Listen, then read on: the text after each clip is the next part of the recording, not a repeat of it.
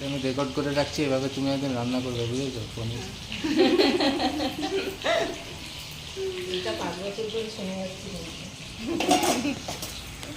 সেটা ঘরে ঠিক ভালো না, ছোটো একটা গেলাম মাঠে ঘাটে রান্না করাটাই রান্না। এই এবার চলো না একটু পিকনিক করি বৌদি, প্রত্যেকবারই বলো আর হয় না যোগাযোগ। আগে বলে বললাম দাঁড়াও গৌতমদাকে বলছি। ব্যবসা থেকে বেরোতে পারবে গৌতম দা? গৌতম দা আজকে হ্যাঁ বলবে, তারপর ঢুকে যাবে। হ্যাঁ, বুড়ো হয়ে গেছে এগুলো, আর বলো না। না না, দাদা অনেক প্রেশারে থাকে, আমি তো দেখেছি। দাদা এখন প্রেশার অনেক হালকা করে কোনো প্রেশারেরা সারাদিন সে শুনুন, এখন আমার আঙ্কেল প্রেশার নিচ্ছে। কিছু করার নেই।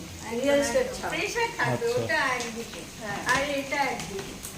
ডিসেম্বরে আমি অনেকটা হালকা করে জানুয়ারি যাচ্ছি করো।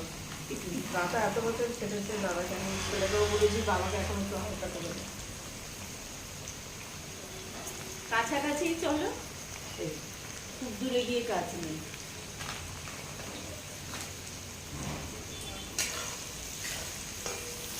কাছাকাছিতেই পিকনিকটা ভালো হয়। ভালো হয়, যাতায়াত নিয়ে সময় নষ্ট হয় না।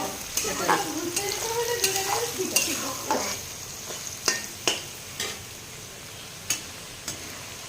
এটা হচ্ছে পনিরের আলু ভাজা হচ্ছে। ওটা ফ্রাইড রাইস হচ্ছে। ফ্রাইড রাইসে ভাতটা হয়ে খাই যায়। হ্যাঁ, ভাতটা দেয়। সবই নিরামিষ। হুম। আমার বান্ধবীরা সব কিনতে কিনতে দিয়ে গেছে। কাঁটা কিন্তু একটা কাটা তো একটা বড় কাজ গো। ময়দা মাখলাম, তুই কেন ময়দা মেখেছিস? আমরা আমাদের বলতি আমি মেখে গেলাম। আমি বললাম না না, ও রাতে আবার কি করতে হবে না, না? হ্যাঁ রাত্রিবেলায় বলছি তো এটা। ও, ভোগ রান্না হচ্ছে।